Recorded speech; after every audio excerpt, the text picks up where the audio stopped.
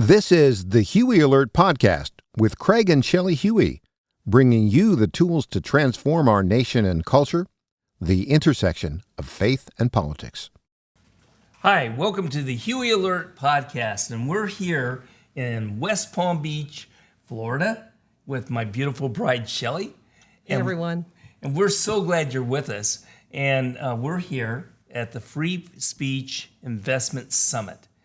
And I'm so excited. I'm excited, honey, about who I'm about ready to interview. And I think you've got some powerful questions.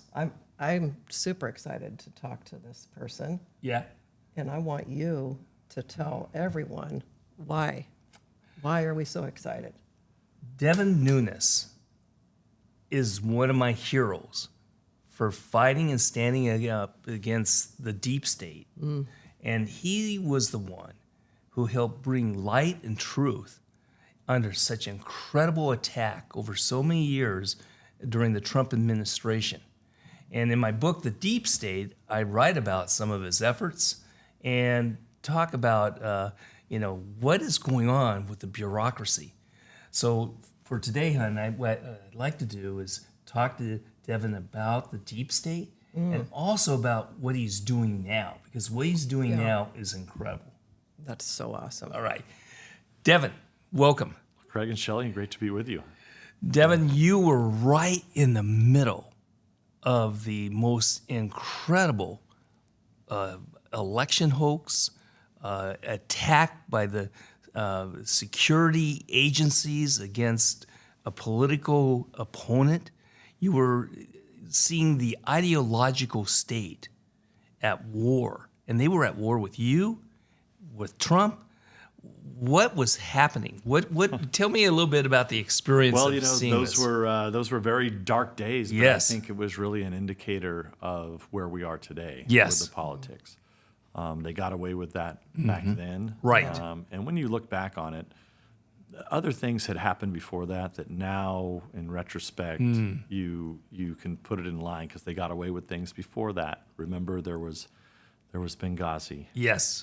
That was, and I was involved in that investigation. Right. There was the targeting of conservatives by the IRS. Yes. And they got away with that. There was also the doctrine of intelligence. A lot of people forgot this about ISIS and Al Qaeda in Iraq that led to a total disaster there. Right. And then during the 2016 campaign, the Clinton campaign, the DNC decided to frame. They worked with the FBI, crooks within the FBI, and they decided to frame a presidential candidate.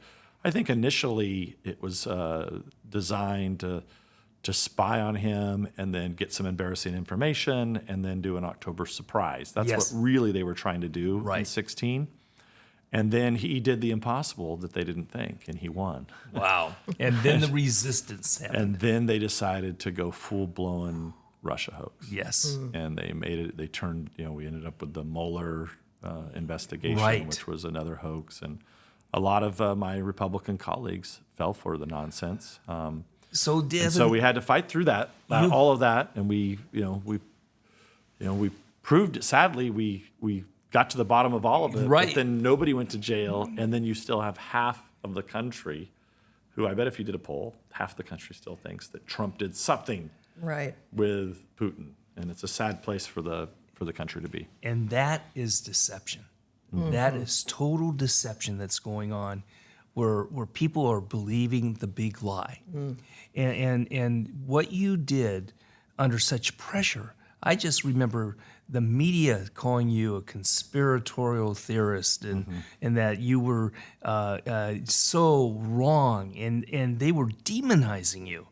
How did you hold up under all that? Well, just remember, whatever they accuse you of doing is what they're doing.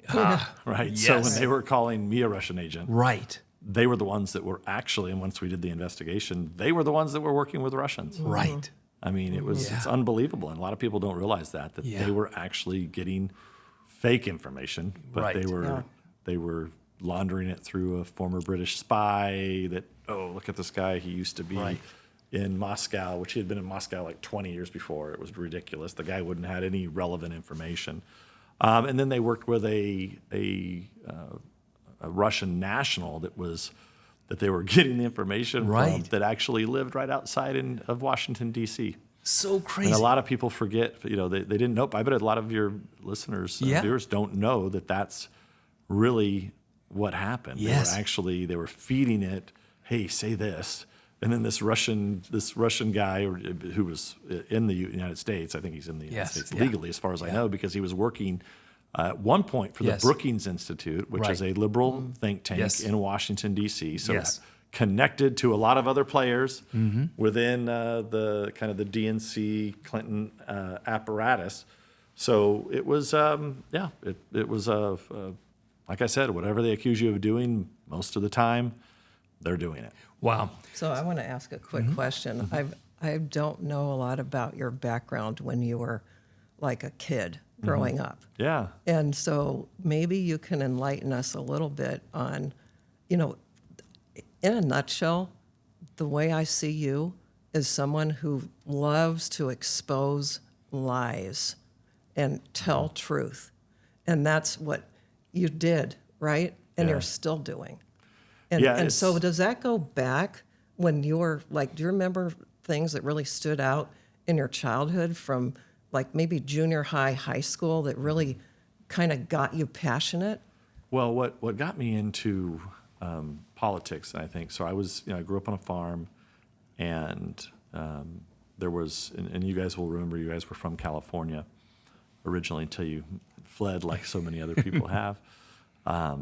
What happened was I was farming, and we started working when I was a kid, young kid, and there was the government was moving. There were lawsuits, and then there was a law that was passed in 1992 that would take a bunch of water that we had in California and just let it go out to the ocean. I mean, you can't make this stuff up, and still to this day, people don't understand. Oh, it's a drought. Oh, it's global warming. Oh, it's climate change. No.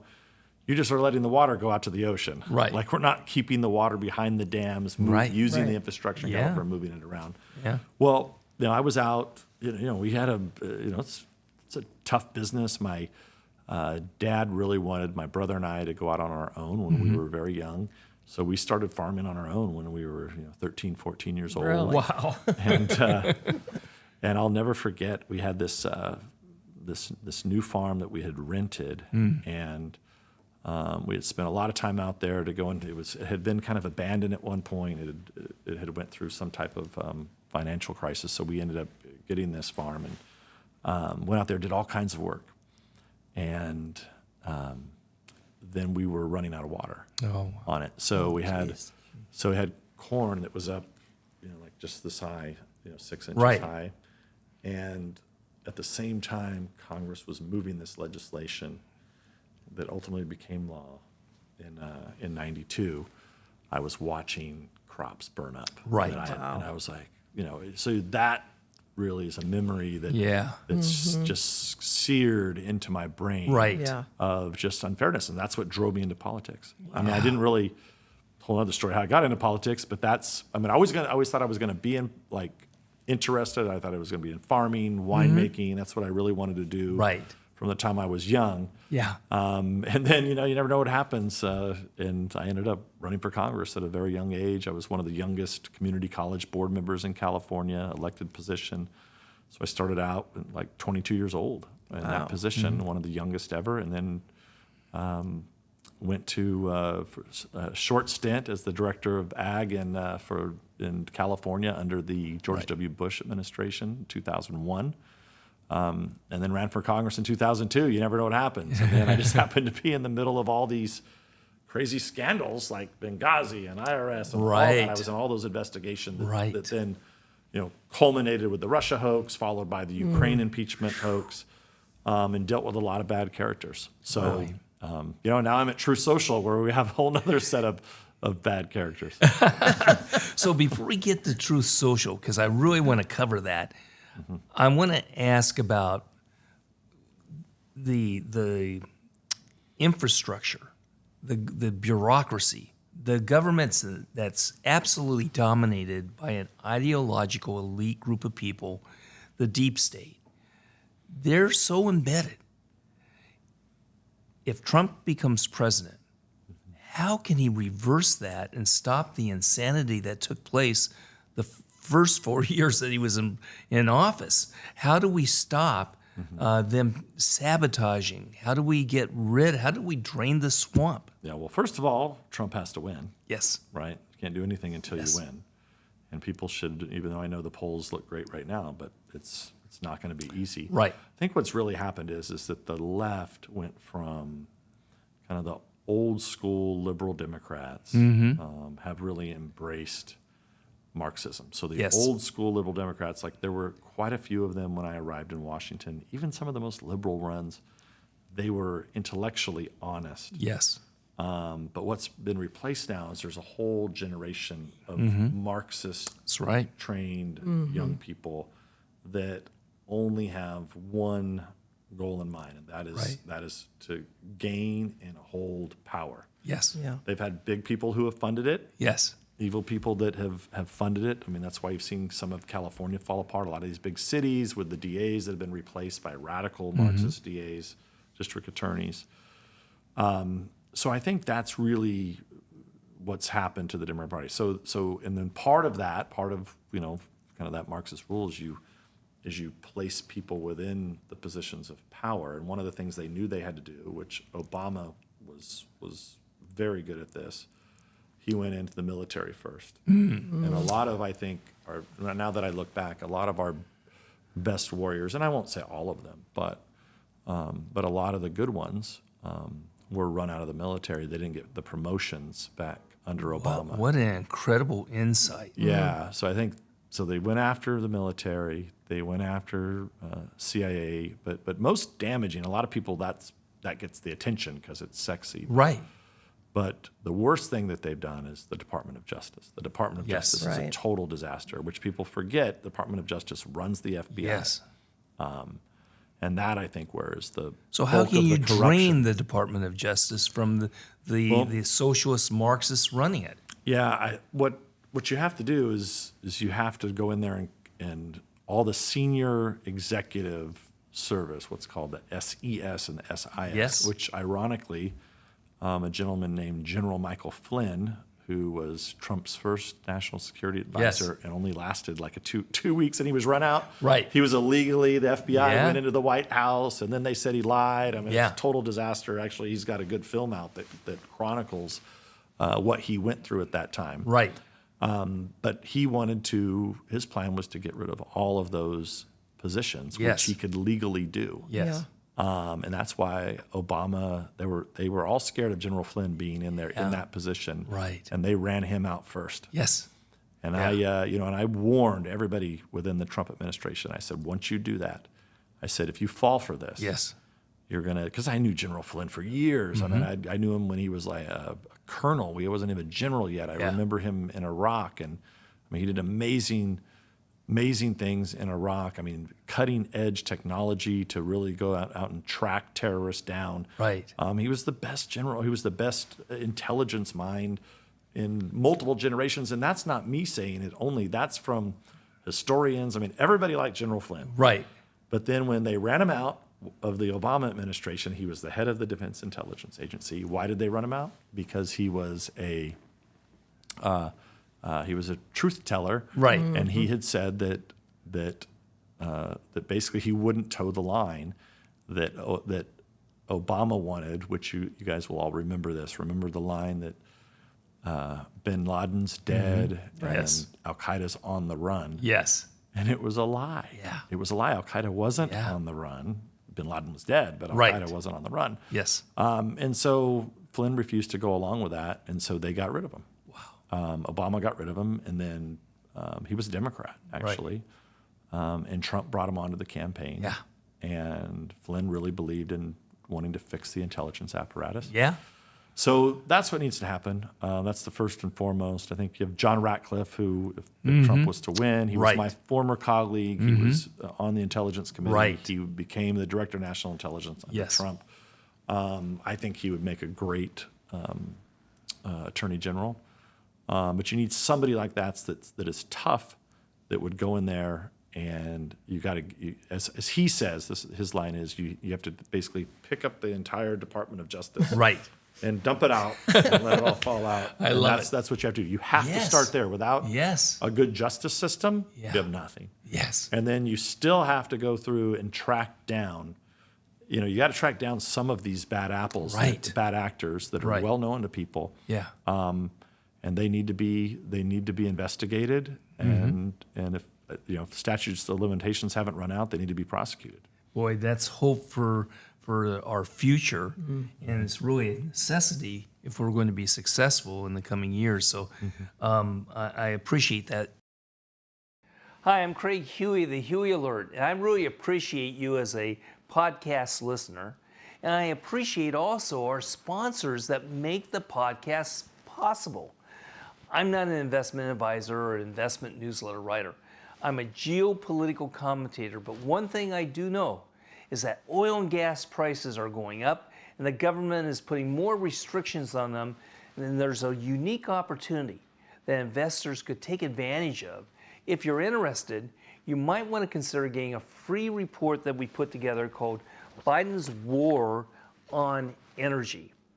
And although the purpose of this program is not to make an investment recommendation, we should note that an affiliate of the Huey Alert has separately been engaged in connection with the Investor Relations Services for Prairie Operating Company, a publicly traded oil and gas company and our sponsor. And you can easily get this simply by going to the QR code that's on your screen, or you can go to megatrendalert.com, megatrendalert.com. And you'll get the free report, no obligation. Hope you enjoy it. Back to our show. Let's talk about what you're doing now. And so you're with Trump Media and Technology Group, and it's actually a public company. People listening could even invest in it if they wanted to. And you're the chief executive officer. Is that correct? That's right. So you left Congress to start this company that's standing for free speech. Right.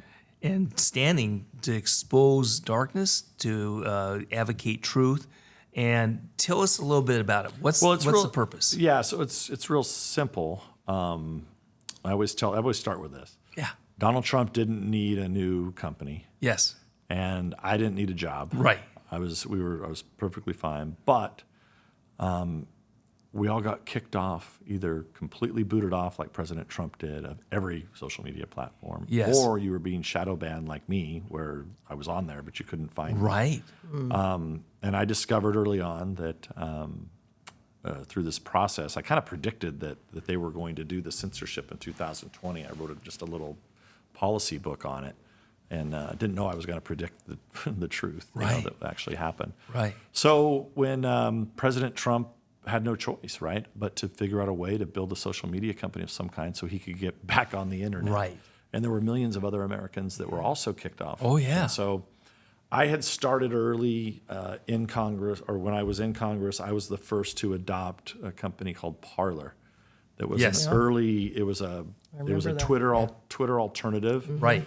That got wiped off the map. Yep. In 2021, got 30-some companies canceled Parler. Just horrific. It was still one of the worst things I've seen. Right. Where 30 companies target a company that was probably worth $1 billion or more. Yeah. Because it was growing so quickly. I was getting more interaction on Parler than all my other networks combined. Yeah.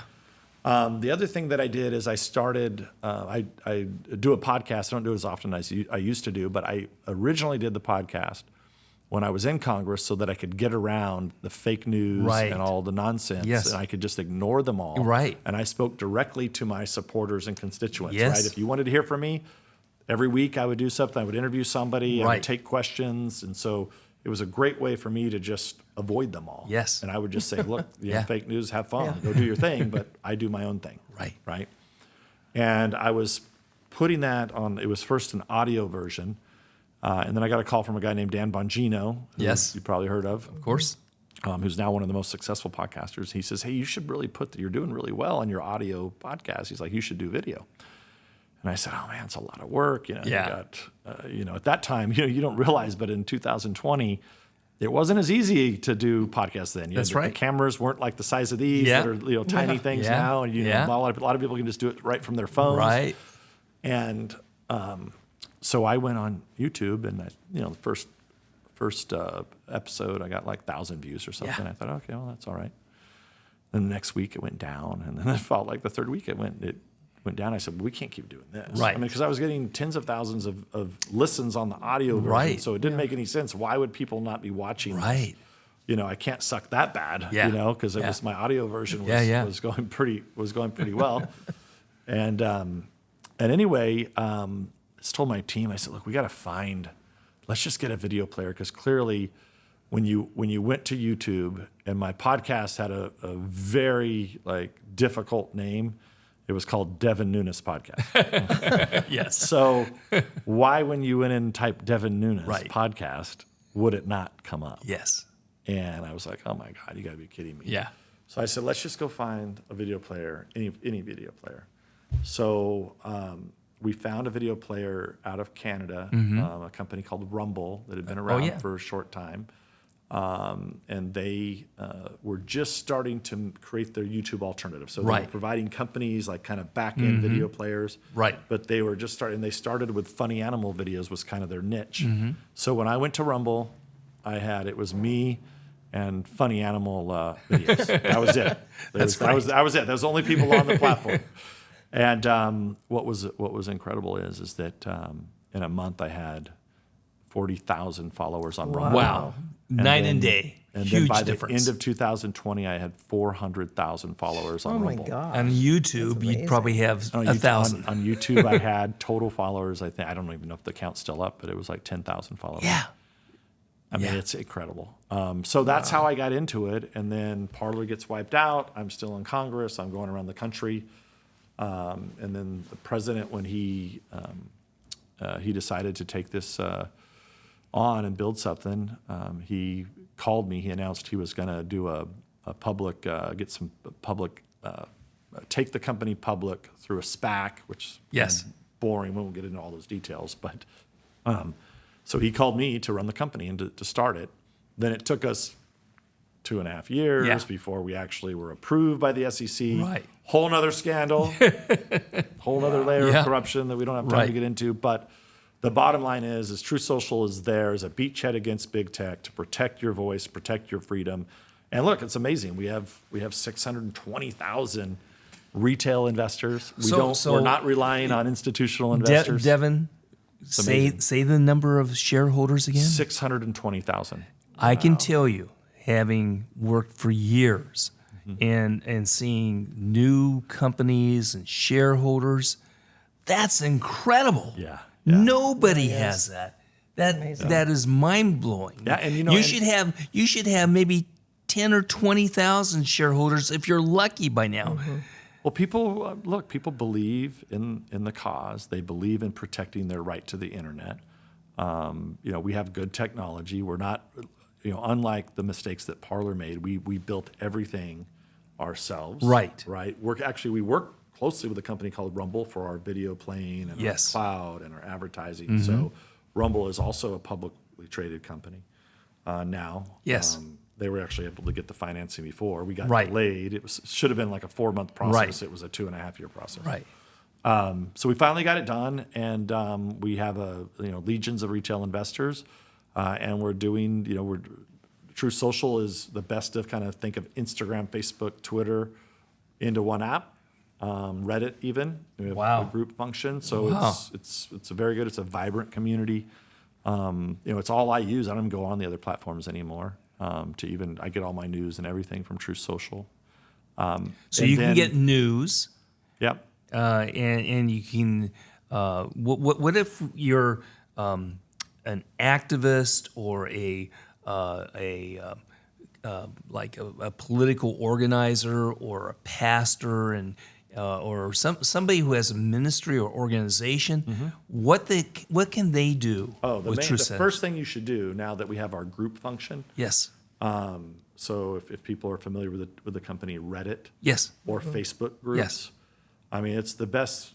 I mean, you can go on there, create a group, get all your parishioners to join. Right. Yeah. And you can just communicate within your own group, right? You can have some people that you can appoint people within the church to manage it, put up information.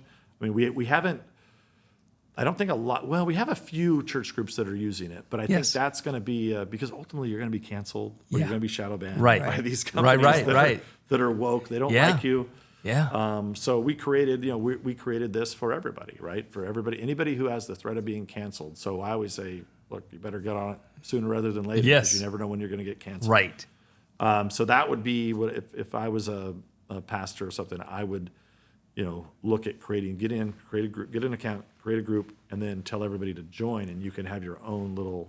I mean, you could even make it private so that people, if you wanted to, so you could just have only your parishioners. Do the groups operate like very similar to what the groups are like on Facebook, for example? Yeah, almost. Yeah, it's very simple. I mean, I actually have a wine group, my own little wine group, and it's fun. And I post, a couple times a week, and I've got quite a few. There's 3 or 4 or 5 people on there that are constantly posting. That like wine, and they're constantly posting. And but yeah, it's got. I think we're over 11 or 12,000 followers just in my little wine group.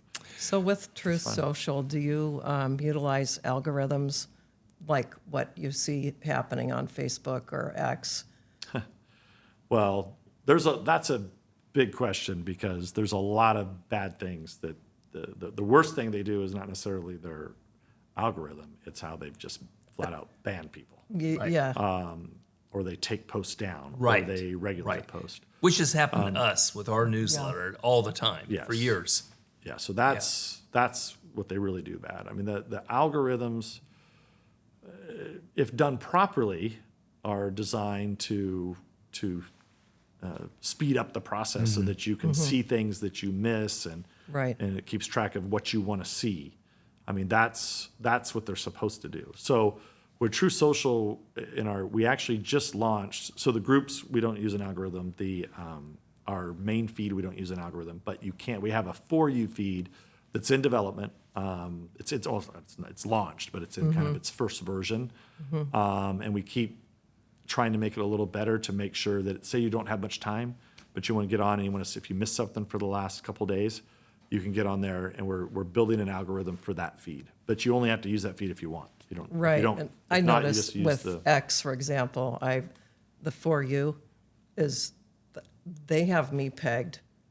They think, which is I find it fascinating because no, you're not right on that one. I'm not interested in that. So they're pulling stuff from everywhere to try to compile something that they think you're going to be interested in. Right. And they're off. But I can see how their algorithms truly lean towards censorship. Because, if they can get you in a corner. The worst is like, and I think the worst is that I always describe Twitter as just kind of a digital PR wire. It's like where athletes and famous people and news agencies go to post stuff. But there's not that many people that are on Twitter. Yeah. But Instagram and TikTok have massive followings. And that's where it becomes a real problem. And that's where the TikTok issue is a problem because, it's ties back to the Chinese Communist Party. And they are just they feed you stuff and they bring it from everywhere, videos, and then these, you just zone out. And it's so easy to put propaganda into there. And deep fakes and everything else. Yes, and the same thing with Instagram. Yeah. That's why it's so. I mean, that's why it's so necessary for a company like True Social to exist. And then our next, that's our first product, but we're building a streaming platform. So if you think of Netflix and Pluto and Sling, that's what we're building right now. That'd be amazing. So that way, because there's a lot of... I'm so sick of Netflix at this point. I mean, we do watch several shows now and then, but it does the same thing. It's the algorithms they use are, trying to push their stuff on you. Yeah. God forbid you watch a show that has propaganda in it, because then they're like, yes, we're going to give them more. Right. Well, what we're building this for is because there's so many great content creators out there. Yes, channels. So there are. Like I always think of a Newsmax, a Real America's Yes. Voice, Right. One America News. That Yes. I think you remember those Yes. from Yep. San Diego. Yep. And these guys are not allowed on most of the platforms. Right. Mm-hmm. So we're going to be a home for all of these great So awesome. people, and we're also going to make a home for the religious channels. Yeah. Like, so So for Jack example, Hibbs, Pastor Jack Hibbs, and these others can be on that. especially ones that have the TV, like the TV channel. Right. Right. So we're not, TBN. they don't have to use us, but Yeah. we're going to make it available to them. We think most of them will want to use it, so you'll be able to download our app just like you have Netflix or what have you on your TV. It'll be a True Social app, and you'll be able to put it into. You'll be able to watch news and religious stations channels that you don't get anywhere else, and also documentaries Yeah. that you can't get anywhere else. Yeah. So there's a lot of Christian content that never gets the light of day. It's I so know. We've seen that when we've gone to the NRB, for example, Mm-hmm. and we see so many amazing things Yeah. that they're about ready to launch. And then you're like, where'd it go? Yeah. It's It like doesn't get it's any- out in space Well, somewhere. one of the most popular ones is the movie The Chosen. Yes. Right. The series The Right. Chosen, which now you can actually find The Chosen almost everywhere because Right. it's so well done and it's very popular. So now all the companies finally had to just come to. Now they all have Yeah. it. Yeah.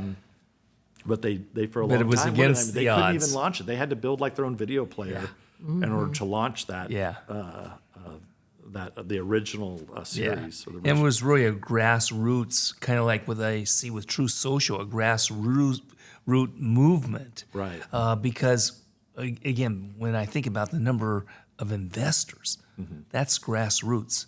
When I think about people moving to True Social, and it's really something that is a refuge and really something that's going to help, I think, bring truth to America. And so you've got a lot of plans that are good for the future. You're developing a lot of new product. So right now, if I were to go on True Social, what would you say to somebody who's thinking, hey, maybe I should check it out? Well, the main thing I would say is download the app. Yes. Whether if you have an iPhone or Android. Right. Follow about 50 people, Right. 30, 40, 50 people. Yeah. And that'll give you, kind of you'll be able to get kind of basic, news. Yes. Out of that. Yeah.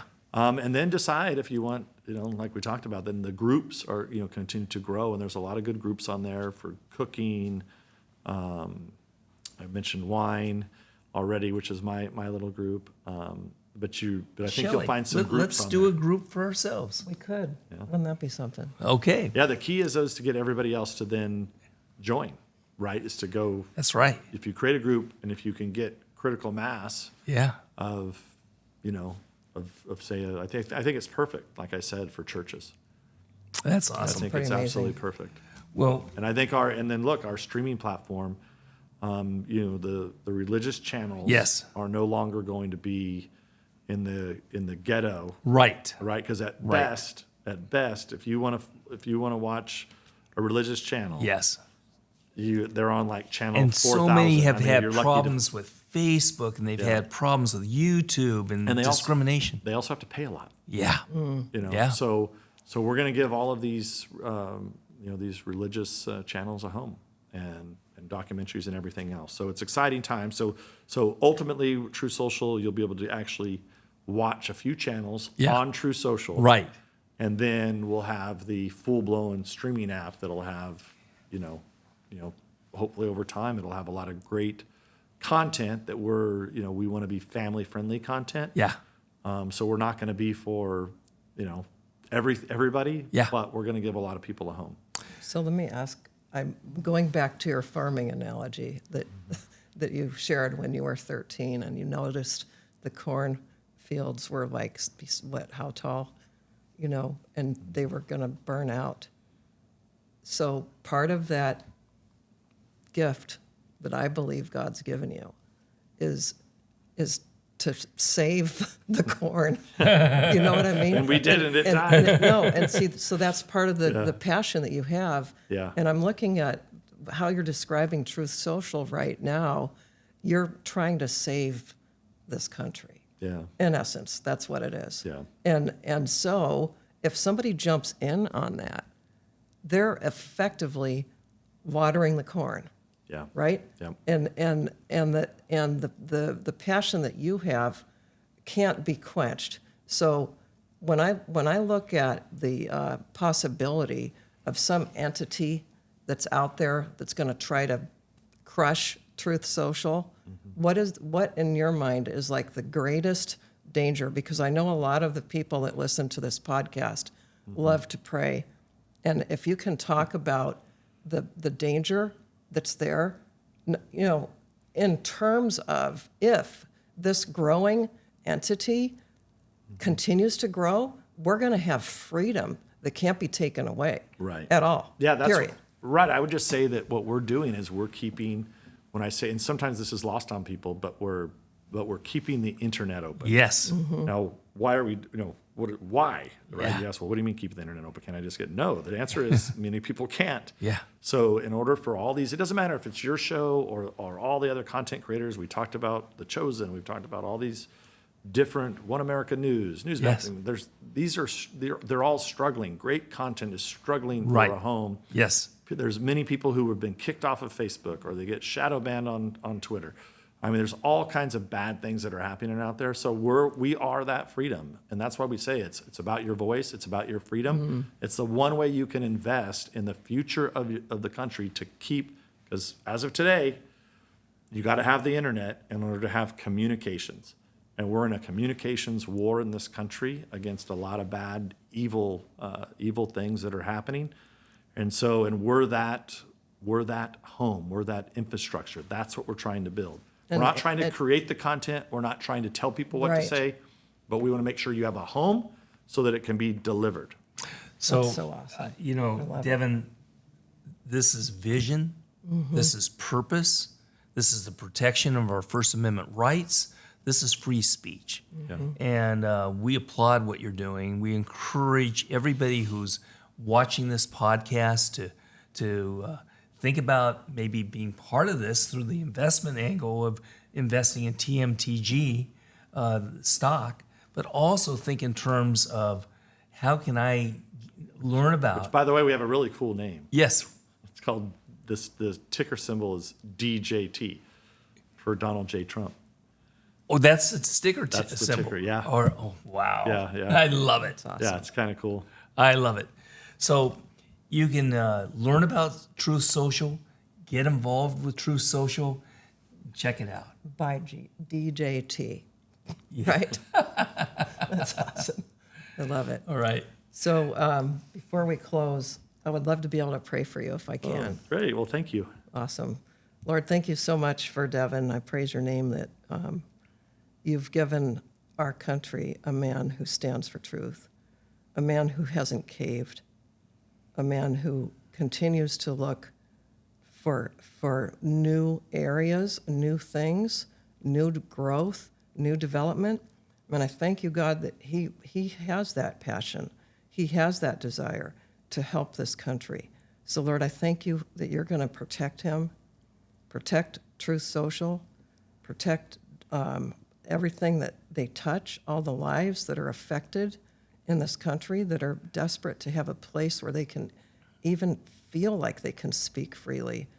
So I thank you, God, that you're going to do miracle after miracle with what he's doing right now, that you will allow his gifts to expose the lies, to continue, and to tell truth to continue. So we thank you, God, that you've given him those gifts and continued to work mighty miracles through his life. In Jesus' name, amen. Amen. Devin, thank you so much. Thank you. You guys are very kind. Thank you. And everyone, here's what you do now. You check out Truth Social, and then take this podcast, send it off to your pastor, send it off to anyone you know, by text, by email. Just post it wherever you can. Let people see this. Let people get an understanding of how they can help transform and protect free speech. That's right. All right. Hi, I'm Craig Huey of the Huey Alert Podcast. I'm so thankful for you. I'm thankful for our sponsors. And one of our sponsors is Prairie. Now, Prairie is an oil and gas company. This company has been analyzed by a famous investment newsletter writer, and I've included part of his report in a special report I've prepared for all my subscribers to Huey Report called The Biden's War on Energy. Now, the Biden War on Energy is a free report that will tell you what's going on in the energy sector. And then for those who would be interested, I've included the section with the investment newsletter writer talking about Prairie. I'd like to send you the free report, Biden's War on Energy, along with the other 4 special reports I prepared in the Megatrend Election Survival Kit. And you can easily get this simply by going to the QR code that's on your screen, or you can go to megatrendalert.com, megatrendalert.com. And you'll get the free report, no obligation. Hope you enjoy it. Thanks for joining us this week. We are listener-supported, so please consider partnering with us by donating at craighuey.com or by signing up for our free newsletter. We look forward to being with you next week. And don't forget to share this podcast with others.